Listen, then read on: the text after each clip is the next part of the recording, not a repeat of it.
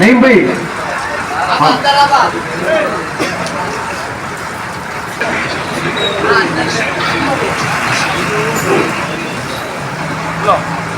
हाँ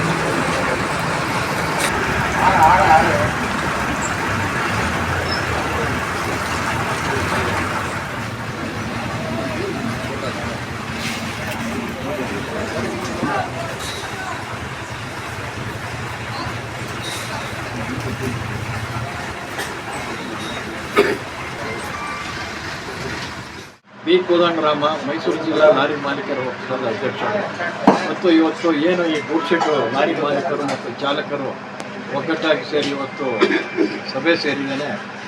ಕೇಂದ್ರ ಸರ್ಕಾರ ರಾಜ್ಯ ಸರ್ಕಾರ ಎಲ್ಲ ಈಗ ಉಗಾದಿ ಮತ್ತು ರಂಜಾನ್ ಬಂತು. ರಂಜಾನಲ್ಲಿ ಮುಸಲ್ಮಾನರು ಕೊಡುಗೆ ಕೊಡ್ತಾರೆ ಬಡವರಿಗೆ.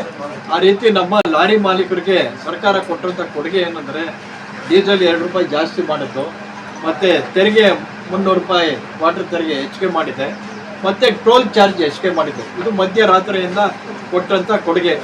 ಇದು ಉಗಾದಿ ಮತ್ತು ರಂಜಾನ್ಗೆ ಕೊಟ್ಟಂಥ ಸರ್ಕಾರ ಕೊಡುಗೆ ಆಗಿದೆ. ಇದನ್ನು ವಿರೋಧ ವ್ಯಕ್ತಪಡಿಸ್ತೀವಿ. ಯಾಕೆಂದರೆ ನಮ್ಮಲ್ಲಿ ಗೋಡ್ ಶೆಡ್ಡಲ್ಲಿ ಸುಮಾರು 300ರಿಂದ 400 ಲಾರಿಗಳಿವೆ.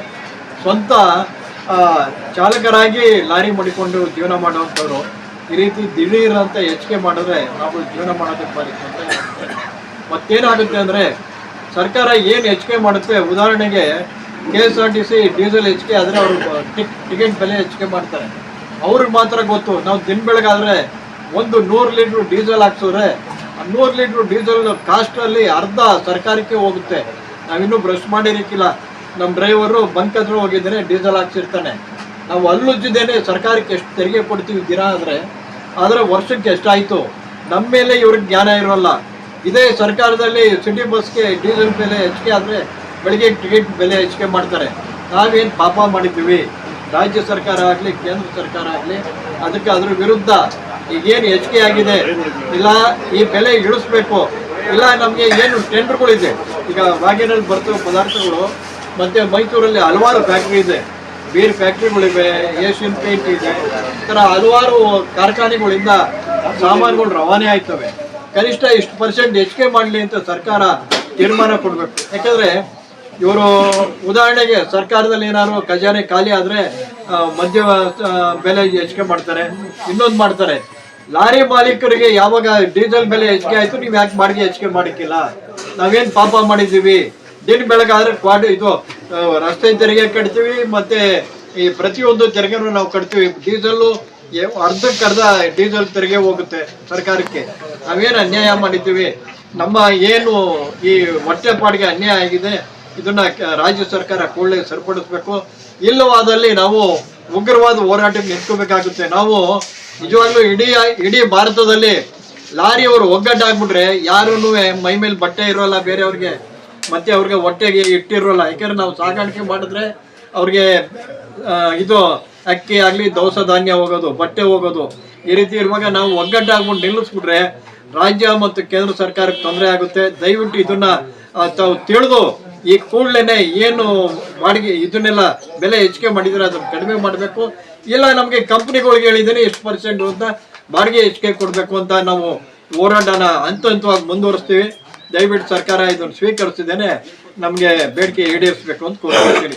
ಮೈಸೂರು ನಗರ ಜಿಲ್ಲಾ ಲಾರಿ ಮಾಲೀಕರ ಒಕ್ಕೂಟದ ಅಧ್ಯಕ್ಷರಾದ ಬಿ ಕೋದಂಡರಾಮ್ ಅವರ ನೇತೃತ್ವದಲ್ಲಿ ಲಾರಿ ಮಾಲೀಕರಿಗೆ ಆಗುವಂಥ ಅನ್ಯಾಯಗಳು ಇವತ್ತು ಸರ್ಕಾರ, ಕೇಂದ್ರ ಸರ್ಕಾರ ಆಗಿರ್ಬೋದು, ರಾಜ್ಯ ಸರ್ಕಾರ ಆಗಿರ್ಬೋದು, ಡೀಸೆಲ್ ಬೆಲೆ ಹೆಚ್ಚಿಗೆ ಮಾಡಿದ ನಂತರ ಅಧ್ಯಕ್ಷರು ಹೇಳ್ದಂಗೆ ಅಲ್ಲಿ ಬಸ್ಸು ದರ ಬೇರೆ ಏನೇನಿದೆ ಎಲ್ಲನೂ ಏರಿಕೆ ಆಗುತ್ತೆ. ತಾವು ಗಮನಿಸ್ಬೋದು, ಎಲ್ಲೋ ಒಂದು ಕಡೆ ನಮ್ಮ ಲಾರಿ ಚಾಲಕರು ಮತ್ತು ಕಾರು ವಾಹನ ಓಡಿಸೋರು ಮತ್ತು ಸ್ಕೂಟ್ರು ಓಡಿಸೋರು ಹೆಲ್ಮೆಟ್ ಇಲ್ಲ, ಅವ್ರು ಬೆಲ್ಟ್ ಹಾಕಿಲ್ಲ ಅನ್ನೋದು ಕೂಡ ಕಾನೂನಿದೆ. ಗಾಡಿನ ನಿಲ್ಲಿಸಿ ನೀವು ದಂಡ ತಗೋತೀರ. ಡೀಸೆಲ್ ಜಾಸ್ತಿ ಆದ ತಕ್ಷಣ ಏನಾಗುತ್ತೆ, ಬಸ್ಸಲ್ಲಿ ಹೋಗುವಂಥ ಪ್ರಯಾಣಿಕರಿಗೆ ಏರಿಕೆ ಮಾಡ್ತೀರಾ.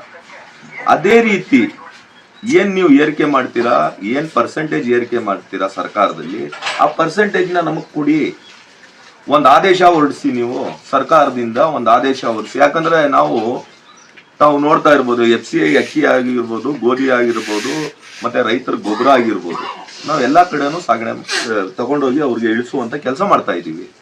ನಮ್ಮನ್ನ ಇರುವಂತ ಗುತ್ತಿಗೆದಾರರು, ಪ್ರೈವೇಟ್ ಅಲ್ಲಿ ಇರುವಂತ ಗುತ್ತಿಗೆದಾರರು ಒಂದು ಆದೇಶ, ನೀವು ಯಾವ ರೀತಿ ಸರ್ಕಾರದಿಂದ ಬೆಲೆ ಏರಿಕೆನ ಆದೇಶ ಮಾಡ್ತೀರಾ ಅದೇ ರೀತಿ ಇದನ್ನು ಆದೇಶ ಮಾಡಿ ಅಂತ ನಾವು ಮನವಿ ಮಾಡ್ತೀವಿ.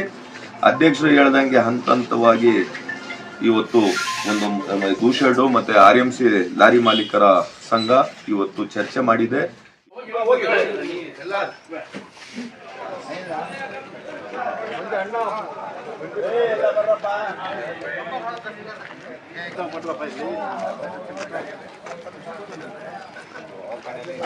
ಚಾಲಕರ ಸಂಘದ ಅಧ್ಯಕ್ಷ ಬಂದ